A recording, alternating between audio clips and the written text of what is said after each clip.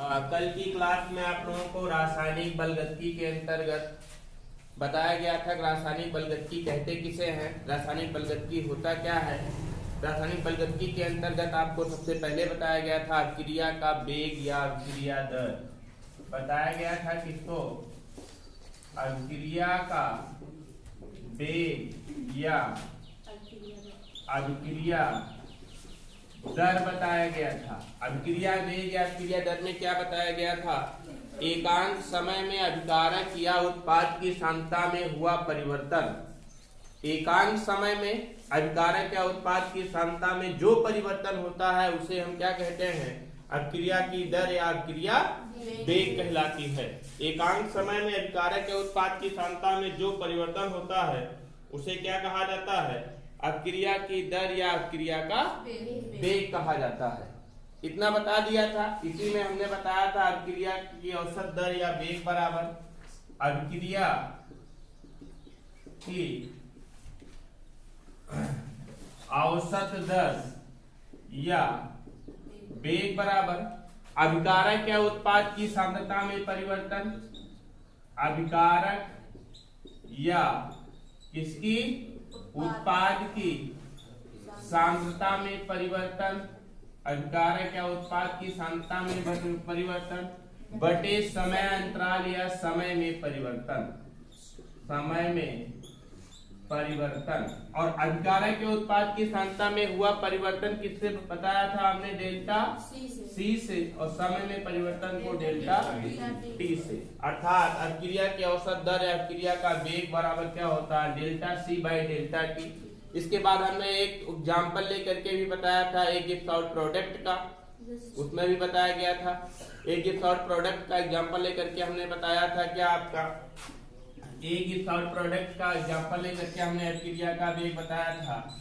अभिक्रिया का वेग इक्वल टू क्या बताया था, माइनस चिन्ह हो गया था यहाँ पर, क्योंकि अभिकारक ए की सांद्रता में क्या होती है, कमी होती है, minus delta active mass of A by delta T equal to फिर बताया था हमने delta active mass of P by delta T. मतलब अभिकारक की सांद्रता में कमी होने की दर, ऋणात्मक चिन्ह ये प्रदर्शित करता है कि अभिकारक की सांद्रता क्या हो रही है, कम हो रही है, घट रही है।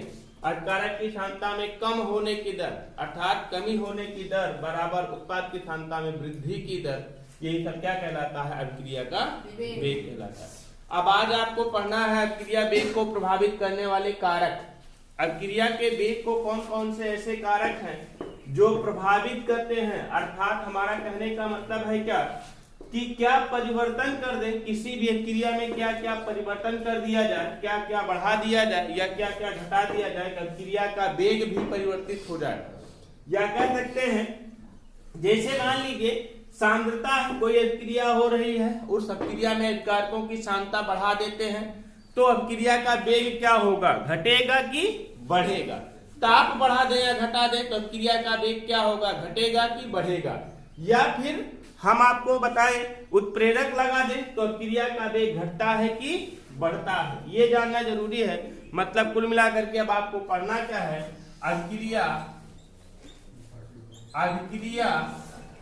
वेग को प्रभावित करने वाले कारक, प्रभावित करने वाले कारक। तो कौन कौन से कारक ऐसे हैं जो कि अभिक्रिया के वेग को प्रभावित करते हैं, कौन कौन से कारक हैं। देखिए अभिक्रिया का वेग निर्भर किस पर करता है, अभिक्रिया में प्रयुक्त अभिकारकों की सांद्रता पर, ताप पर और उत्प्रेरक पर। किस पर, सांद्रता पर, और किस पर, ताप पर, और किस पर, उत्प्रेरक पर। तो निम्न कारक प्रभावित करते हैं। पहला कारक कौन सा है, अभिक्रिया दर पर सांद्रता परिवर्तन का प्रभाव। अभिक्रिया दर पर किसका परिवर्तन, सांद्रता परिवर्तन का प्रभाव। सांद्रता परिवर्तन का क्या प्रभाव पड़ता है अभिक्रिया की दर पर।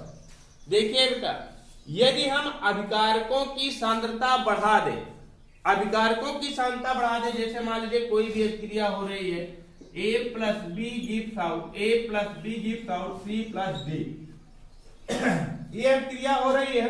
अब हम क्या करें, इसमें A और B और मिला दें, जब ए और बी और मिला देंगे तो अभिकारक के अणुओं की संख्या क्या हो जाएगी? बढ़ जाएगी।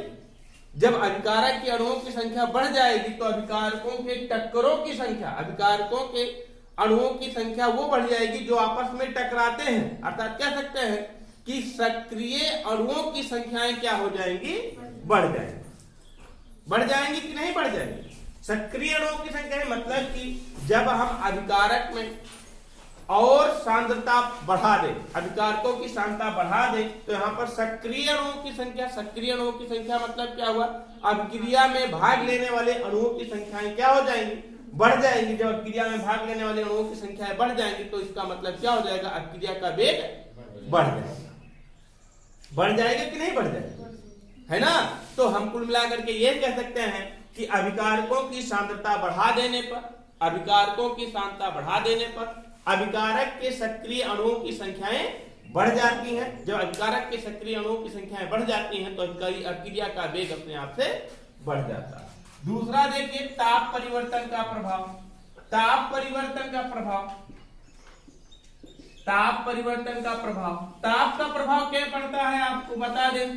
कोई भी रासायनिक अभिक्रिया हो रही है, मान लीजिए यही रासायनिक अभिक्रिया A plus D gives out C plus D. अभिकारक कौन से हैं? ए और बी है। अब इसका ताप पहले कम था तो ये सक्रिय अणुओं की संख्याएं कम थी। कम का मतलब क्या? गमन कर रहे थे लेकिन उतना तेजी से गमन नहीं कर रहे थे, मोशन उतनी तेजी से नहीं कर रहे थे। लेकिन अब हमने क्या किया? इसका ताप बढ़ा दिया। जब हमने इसका ताप बढ़ा दिया तो इसको क्या मिल गई? ऊर्जा मिल गई। ऊर्जा मिल गई और जब इसको ऊर्जा मिल गई तो ये तेजी से मूव करने लगे और तेजी से मूव करने लगे दोनों। जब जितनी तेजी से मूव करने लगेंगे उतनी तेजी से टकराएंगे और जितना जल्दी जल्दी टकराएंगे उतना ही तेजी से अभिक्रिया होगी, अर्थात अभिक्रिया का वेग बढ़ जाएगा। हमारा कहने का मतलब यह है कि ताप बढ़ा देने से अणुओं की ऊर्जाएं बढ़ जाती हैं। जब अणुओं की ऊर्जाएं बढ़ जाती हैं तो उनके टक्करों की संख्याएं भी बढ़ जाती हैं। जब टक्करों की संख्याएं भी बढ़ जाती हैं तो अभिक्रिया का वेग अपने आप से बढ़ जाता है। तीसरा पढ़ना है आपको कौन सा? उत्प्रेरक परिवर्तन का प्रभाव। उत्प्रेरक का प्रभाव, उत्प्रेरक परिवर्तन नहीं, उत्प्रेरक लगा दे तो क्या? उत्प्रेरक का प्रभाव, उत्प्रेरक लगा दे तो क्या प्रभाव होगा? आपको पता होना चाहिए। उत्प्रेरक का मुख्यतः काम ही यही होता है, क्या? अभिक्रिया की वेग को वृद्धि करना। और जब उत्प्रेरक लगा देते हैं बेटा तो उत्प्रेरक लगाने पर उत्प्रेरक लगाने पर अभिक्रिया का सक्रियण ऊर्जा का मान कम हो जाता है।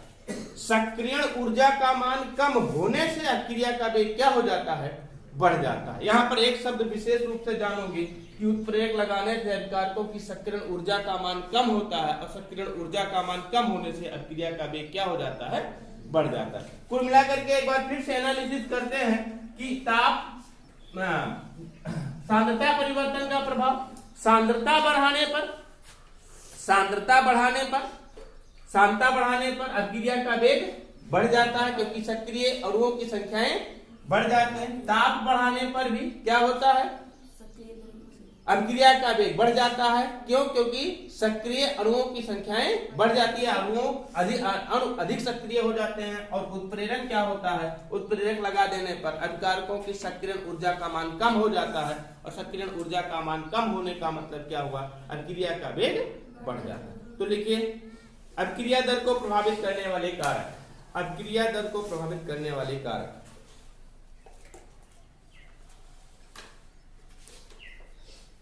देखिए, अभिक्रिया दर निम्न कारकों पर निर्भर करती है।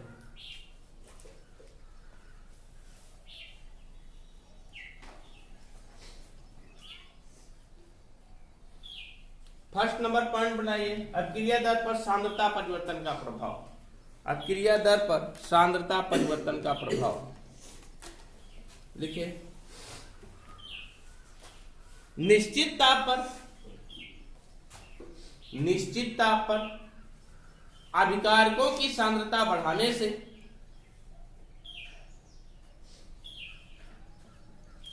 अभिकारकों की सांद्रता बढ़ाने से अभिक्रिया की दर बढ़ती जाती है।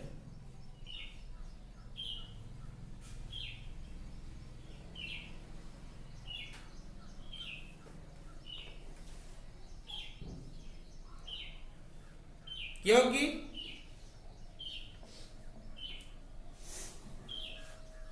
अभिकारक अणुओं की संख्या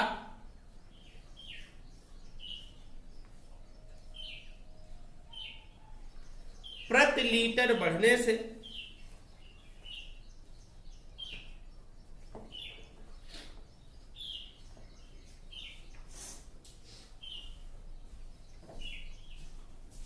अणुओं के मध्य टक्करों की कुल संख्या अणुओं के मध्य टक्करों की कुल संख्या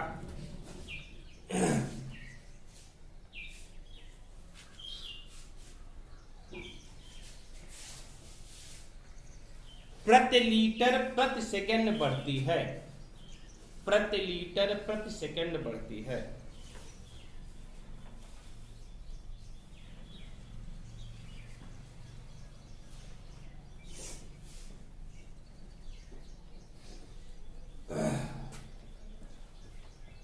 प्रति लीटर प्रति सेकंड बढ़ती है। अगला हेडिंग डालिए, नंबर सेकंड, दूसरा कारक, अभिक्रिया दर पर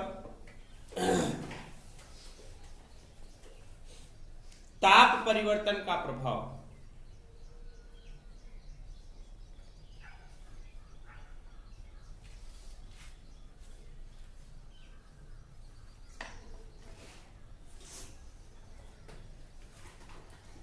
देखिए, निश्चित सांद्रता पर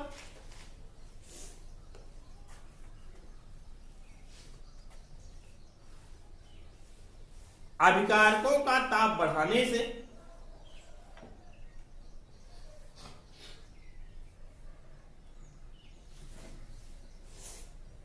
अभिकारकों का ताप बढ़ाने से अभिक्रिया की दर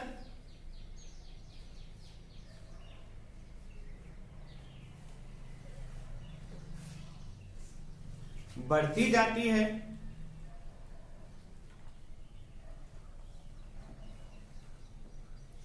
क्योंकि अभिकारी सक्रिय अणुओं का अंश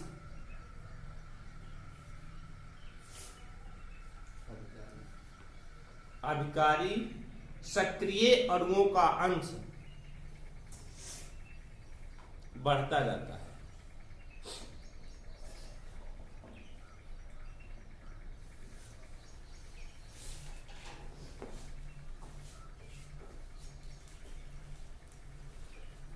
अगला, अभिक्रिया दर पर उत्प्रेरक का प्रभाव।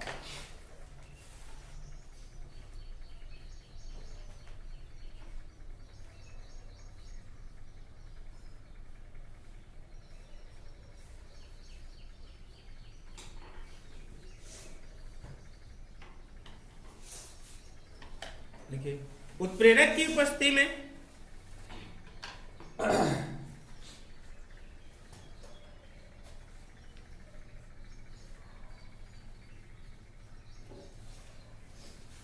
उत्प्रेरक की उपस्थिति में अभिक्रिया की दर बढ़ती है,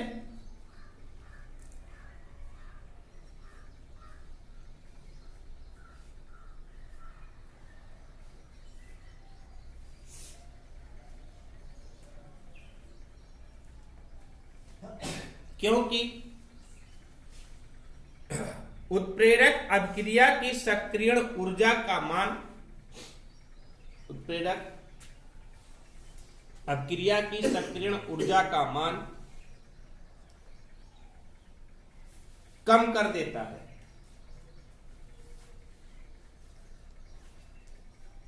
जिससे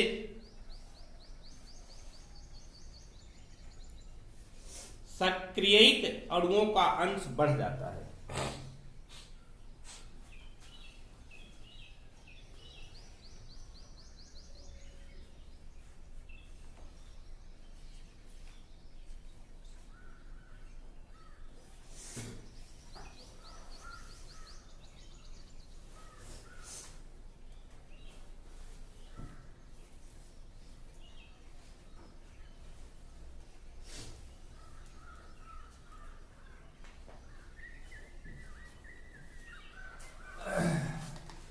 अगला पॉइंट पढ़ना है आप लोगों को,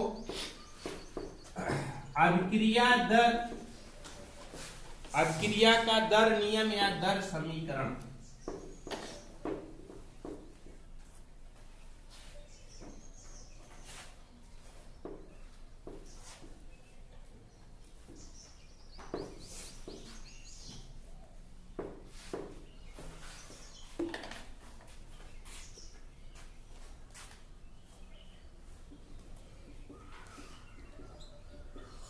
अभिक्रिया का दर नियम या दर समीकरण।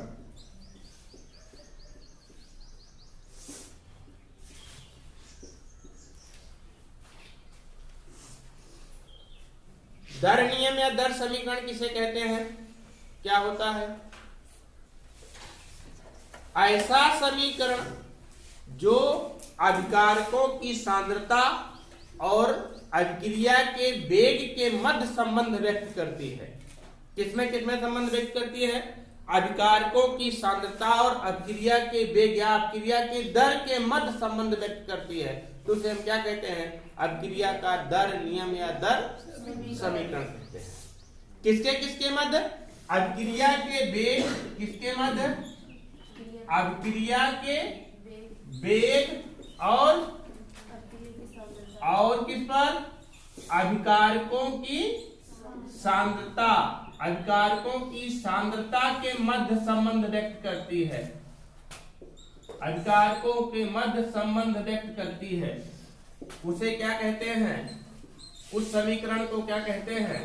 दर समीकरण या दर नियम कहा जाता है। किसके किसके मध्य? अभिक्रिया के वेग और अभिकारकों की सांद्रता के मध्य संबंध व्यक्त करती है। तो उसे क्या कहते हैं? अभिक्रिया का दर नियम या दर समीकरण कहते हैं। इसको आइए देखते हैं किस प्रकार से। माना एक अभिक्रिया निम्न प्रकार से हो रही है। अभिक्रिया किस प्रकार से हो रही है बेटा? A into A plus B into B gives out P into C plus Q into D, जहां A, B व P, Q क्या है? एक गुणांक है, अणुओं की संख्याओं के गुणांक है। A, B और क्या? A, B, P और Q अणुओं की संख्याओं के गुणांक है। देखिए, प्रयोगों द्वारा यह निर्धारित किया जाता है, हम अपने आप से नहीं निकाल सकते हैं। प्रयोगों द्वारा निर्धारित किया गया कि अभिकारक A की सांद्रता के प्रथम घात पर, अभिकारक A की किसके सांद्रता के किस घात पर? प्रथम घात पर और अभिकारक B, ये अभिकारक है बेटा, और ये अभिकारक B की सांद्रता के कितने घात पर? द्वितीय घात पर निर्भर करता है। द्वितीय घात पर निर्भर करता है। क्या निर्भर करता है? अभिक्रिया का वेग।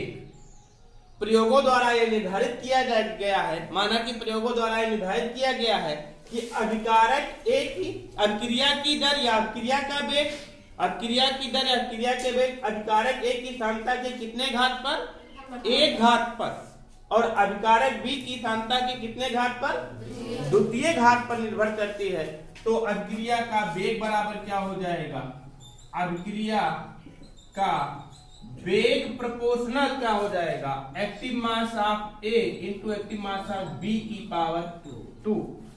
क्यों? क्योंकि यहाँ पर प्रयोगों द्वारा ये निर्धारित किया गया है कि अभिकारक A की सांद्रता की कितने घात पर? एक घात पर। अभिकारक B की सांद्रता की कितने घात पर? 2 घात पर निर्भर करती है। ध्यान दीजिएगा, ये मत कभी भी मत लगाइएगा कि एक्टिव मास ऑफ A की पावर A, क्योंकि ये जरूरी नहीं है कि अणुओं की संख्या अगर स्मॉल a है कि तो सभी अणुओं की संख्याओं पर अभिक्रिया का वेग निर्भर होगा। इसको विशेष ध्यान दीजिएगा। जनरली लोग कहते क्या है कि अभिक्रिया का वेग proportional active mass of A की power A into active mass of B की पावर बी। नहीं, ऐसा नहीं, ऐसा इसलिए नहीं होता क्योंकि ये जरूरी नहीं है कि यदि ए के अणुओं की संख्या स्मॉल ए है और बी के अणुओं की संख्या स्मॉल बी है तो समस्त अणुओं की संख्याओं पर अभिक्रिया का वेग निर्भर करे, ये आवश्यक नहीं। इसके कितने घात पर? सिर्फ एक घात पर निर्भर कर रहा है, प्रयोगों द्वारा निर्धारित, वो भी प्रयोगों द्वारा निर्धारित किया गया है कि इसके एक घात पर निर्भर कर रहा है और बी के कितने घात पर निर्भर कर रहा है? 2 घात पर निर्भर कर रहा है। समझ पा रहे ना? इसलिए अभिक्रिया का वेग प्रोपोर्शनल क्या हो जाएगा? Mass of A into mass of B की पावर 2 अर्थात electric mass of B square. इसी को हम इस तरीके से लिख सकते हैं क्या? अभिक्रिया का वेग equal to k into active mass of A into active mass of B का पावर 2। अर्थात हम कह सकते हैं यहाँ पर k क्या है? एक स्थिरांक है जिसे अभिक्रिया का वेग स्थिरांक कहते हैं। क्या कहते हैं? क्रिया का वेग स्थिरांक। और यही समीकरण बेटा किसमें संबंध व्यक्त करती है? अभिक्रिया का वेग और अभिकारकों की सांद्रताओं के मध्य संबंध व्यक्त कर रही है। यही समीकरण किसके मध्य? अभिक्रिया का वेग और अभिकारकों के मध्य संबंध व्यक्त करती है। और इसी समीकरण को क्या कहते हैं? अभिक्रिया का दर नियम या अभिक्रिया का दर समीकरण कहा जाता है। हमने बताया भी है कि ऐसा समीकरण जो अभिक्रिया के वेग और अभिकारकों की मध्य सांद्रताओं जो अभिक्रिया के वेग और अभिकारकों की सांद्रताओं के मध्य संबंध व्यक्त करती है, अभिक्रिया का वेग और अभिकारकों की सांद्रताओं के मध्य संबंध व्यक्त करती है, उसी समीकरण को क्या कहते हैं? अभिक्रिया का दर नियम या दर समीकरण कहा जाता है। समझ गए ना? समझ गया दर नियम या दर समीकरण? तो लिखिए जो समीकरण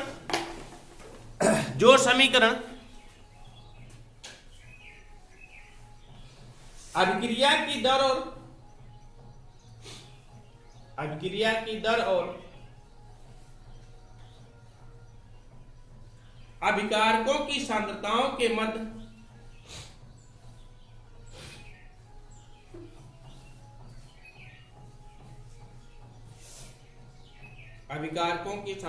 मध्य संबंध व्यक्त करती है,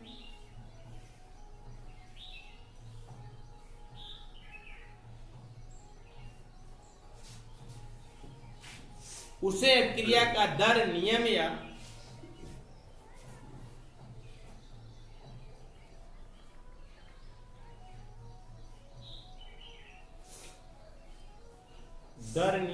दर समीकरण कहते हैं।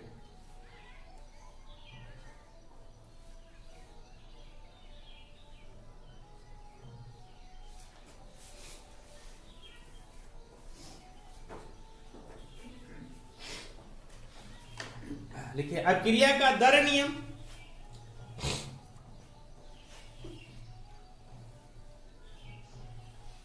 प्रयोगों द्वारा निर्धारित किया जाता है। किसके द्वारा निर्धारित किया जाता है? प्रयोगों द्वारा निर्धारित किया जाता है।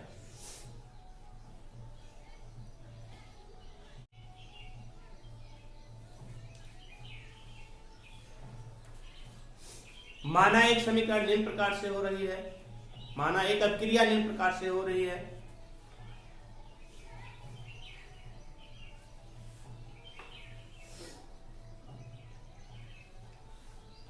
a into A plus B into B, small A रहेगा, small A into capital A plus small B into capital B gives out p into C plus Q into D.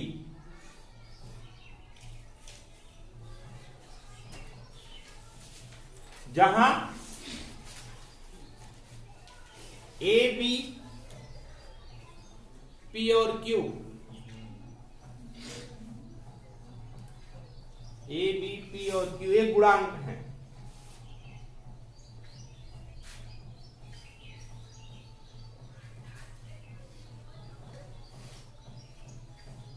नहीं रैंक लिखिए। यदि प्रयोगों द्वारा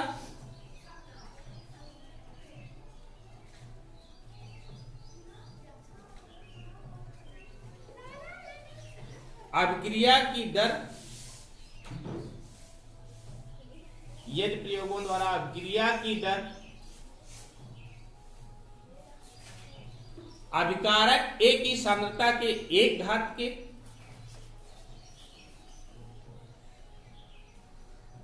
अभिकारक ए की सांद्रता के कितने घात के? एक घात के या प्रथम घात के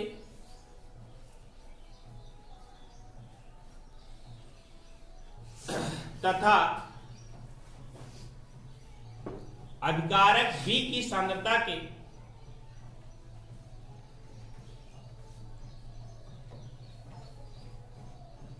कितने घात के? द्वितीय घात के समानुपाती होती है तो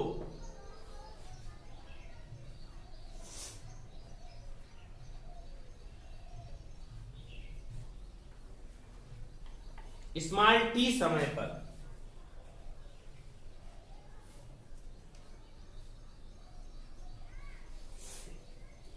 अभिक्रिया का वेग प्रोपोर्शनल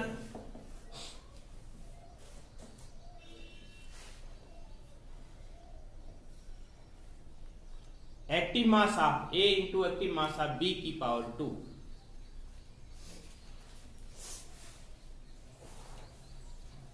या अभिक्रिया का वेग बराबर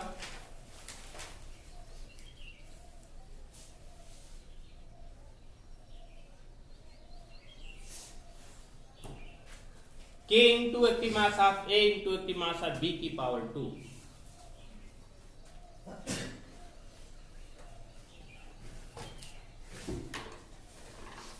जहां लाइन लिखिएगा, जहां active mass of A into active mass of B क्या है? अभिकारक A व B की सांद्रताएं हैं।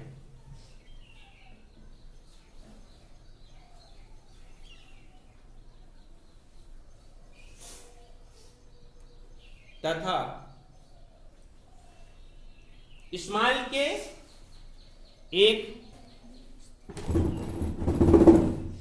स्मॉल के एक आनुपातिक क्या है?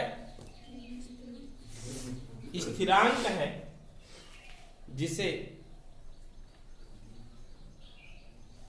आनुपातिक स्थिरांक है, जिसे अभिक्रिया का वेग स्थिरांक कहते हैं, जिसे अभिक्रिया का वेग स्थिरांक कहते हैं।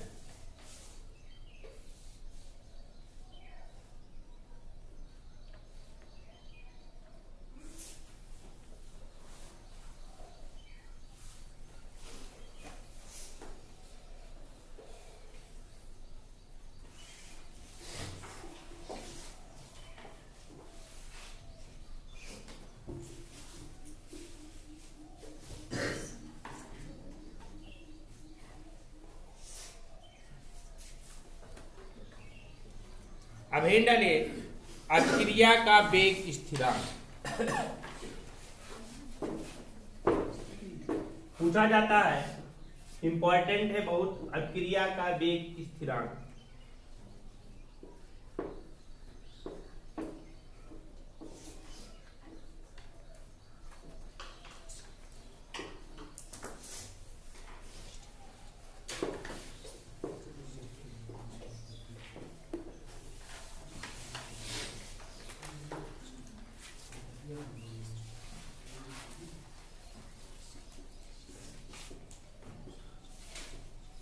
अभिक्रिया का वेग स्थिरांक।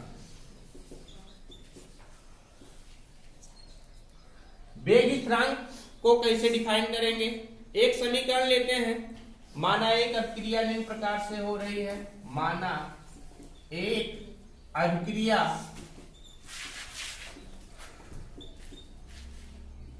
निम्न प्रकार से हो रही है। अभिक्रिया क्या है आपका? अभिक्रिया यही है, A gives out product। A gives out product, A से क्या बन रहा है आपका? उत्पाद। हम मान रहे हैं कि t=0 समय पर, t=0 समय का मतलब क्या हुआ? अभी समय शुरू नहीं हुआ है, यह कह सकते हैं कि अभिक्रिया शुरू नहीं हुई है। तब जब अभिक्रिया शुरू नहीं हुई है तो उसकी सांद्रता t=0 पर, t=0 समय पर सांद्रता, किसकी सांद्रता? A की सांद्रता, अभिकारक A की सांद्रता कितनी है? स्मॉल a है। जब अभिक्रिया शुरू नहीं हुई है तो क्या प्रोडक्ट बना है? अभिक्रिया हुई ही नहीं, तो इस अभिक्रिया का प्रोडक्ट नहीं बना है, तो इसकी सांद्रता कितनी हो गई? 0 हो गई। और फिर कह रहे हैं कि टी समय पर सांद्रता, टी समय पर सांद्रता का मतलब क्या हुआ कि कुछ समय क्या हो गया? व्यतीत हो गया। जब कुछ समय व्यतीत हो गया तो इसका मतलब क्या हुआ? अभिकारक ए का कुछ भाग किसमें परिवर्तित हो गया? उत्पाद में परिवर्तित हो गया। माना कि अभिकारक ए की सांद्रता का स्मॉल ए में से x भाग किसमें परिवर्तित हो गया? उत्पाद में परिवर्तित हो गया। तो बचा कितना आपका यहाँ पर? a माइनस एक्स बचा। समझ पा रहे हैं कि नहीं आप लोग? हमारी बात समझिए। जब अभिक्रिया शुरू नहीं हुई थी तब t इक्वल टू 0 समय पर a की सांद्रता कितनी है? स्मॉल a है और प्रोडक्ट की सांद्रता 0 है। लेकिन कुछ समय व्यतीत हो गया, मतलब अभिक्रिया शुरू हो गई, और जब अभिक्रिया शुरू हो गई तब t समय पर सांद्रता कितनी इसकी शेष रह जाएगी? a माइनस एक्स, क्योंकि x भाग किसमें परिवर्तित हो गया? इसका प्रोडक्ट में परिवर्तित हो गया। समझ पा रहे हैं? और फिर अभी हमने बताया आप लोगों को, अभी हमने बताया कि अभिक्रिया का वेग प्रोपोर्शनल क्या होता है? Active mass of A. T समय पर अभिक्रिया का वेग इक्वल टू क्या होता है? एक्टिव मास ऑफ ए। और आपको पता होना चाहिए कि टी समय पर अभिकारक ए की सांद्रता बची कितनी है? a माइनस एक्स, और परिवर्तित कितनी हुई है? x। और हमने बताया था सांद्रता में हुआ परिवर्तन बटे समय अंतराल बराबर क्या होता है? अभिक्रिया का वेग होता है कि नहीं? हमने बताया था अभिक्रिया का वेग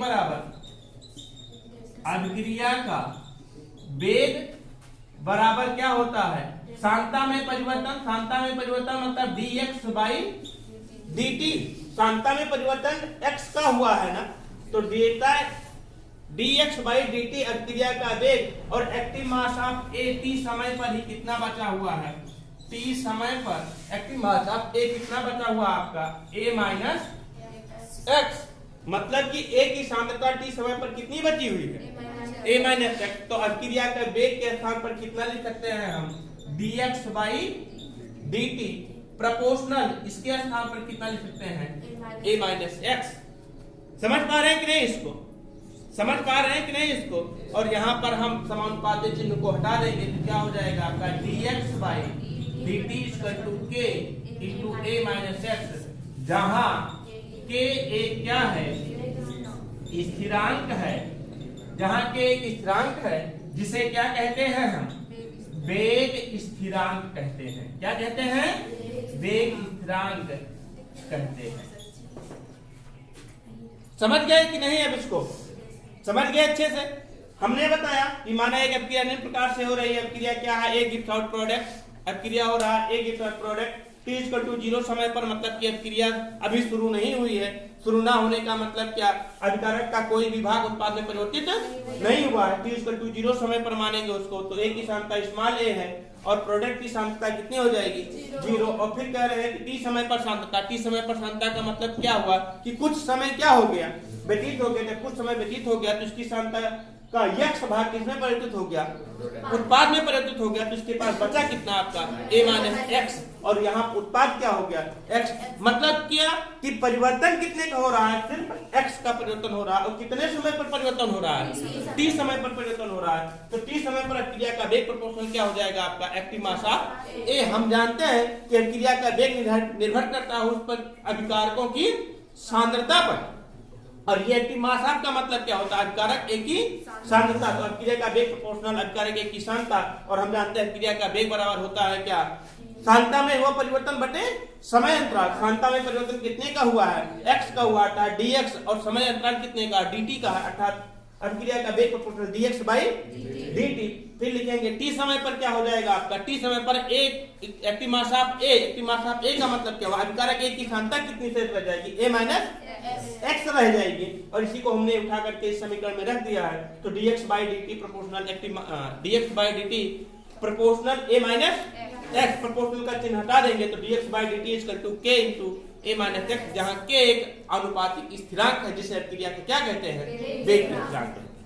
समझ गए ना वेग स्थिरांक को? तो लिखिए वेग स्थिरांक क्या, अभिक्रिया का वेग स्थिरांक बहुत इंपॉर्टेंट है, अक्सर पूछा जाता है वेग स्थिरांक को परिभाषित कीजिए, वेग स्थिरांक कहते किसे हैं। तो लिखिए माना एक अभिक्रिया निम्न प्रकार से हो रही है, माना एक अभिक्रिया निम्न प्रकार से हो रही है,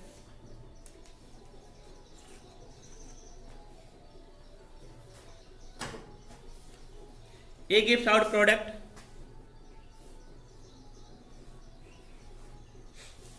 A gives out product,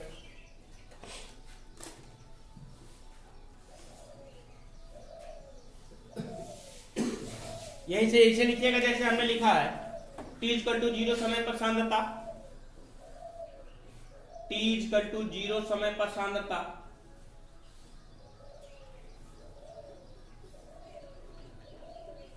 small A product की कितनी 0, T समय पर सांद्रता, T समय पर सांद्रता A minus x into x,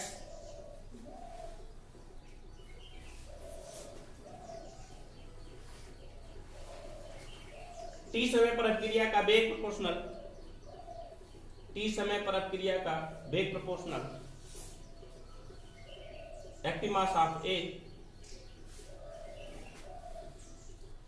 चूंकि अभिक्रिया का वेग equal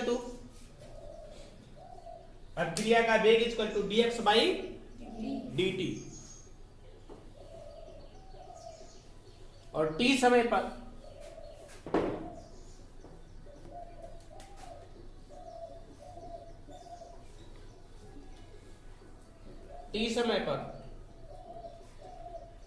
active mass of A equal to A minus X.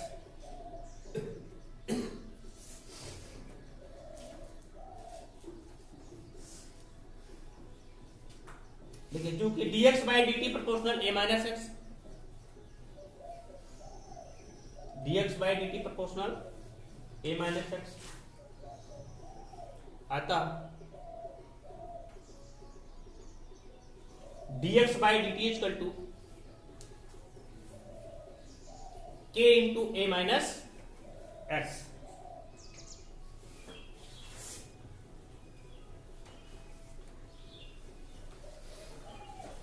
देखिए जहां के एक स्थिरांक है, जहां के एक स्थिरांक है,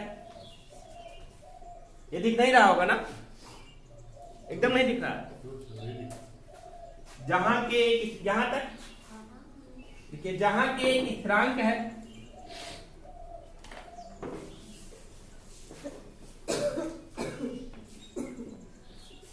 जहां के एक स्थिरांक है जिसे अभिक्रिया का क्या कहते हैं, वेग स्थिरांक कहते हैं, जिसे अभिक्रिया का वेग स्थिरांक कहते हैं।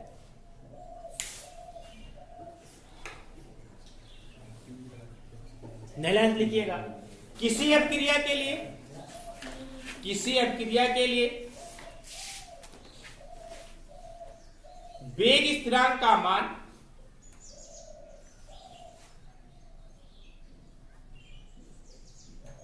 निश्चित और स्थिर होता है, निश्चित ताप पर निश्चित होता है, निश्चित ताप पर निश्चित होता है।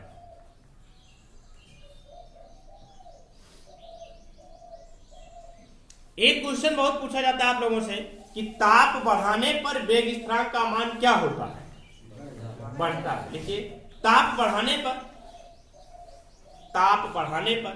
वेग स्थिरांक का मान बढ़ता जाता है।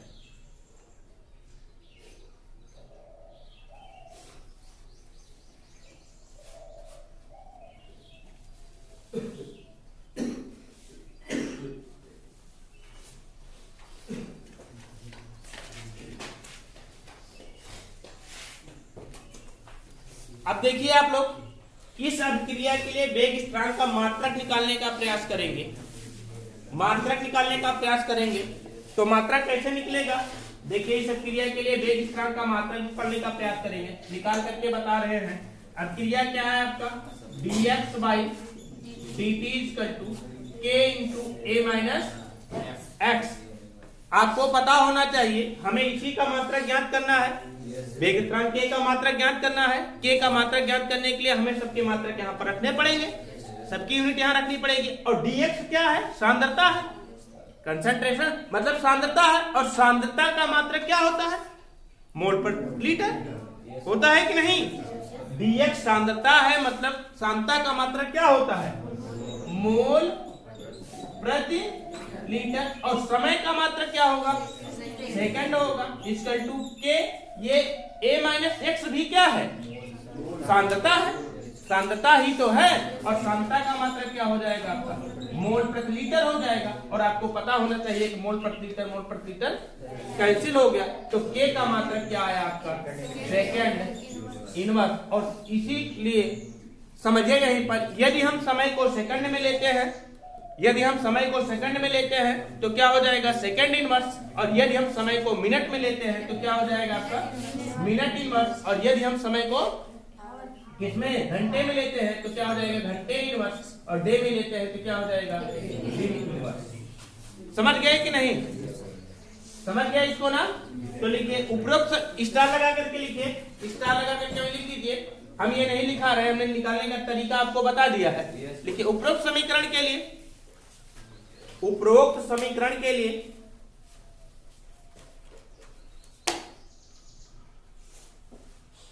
वेग स्थिरांक k का मात्रक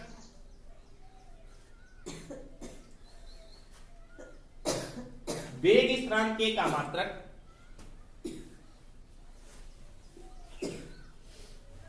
समय इनवर्स होता है। वेग स्थिरांक k का मात्रक समय इनवर्स होता है।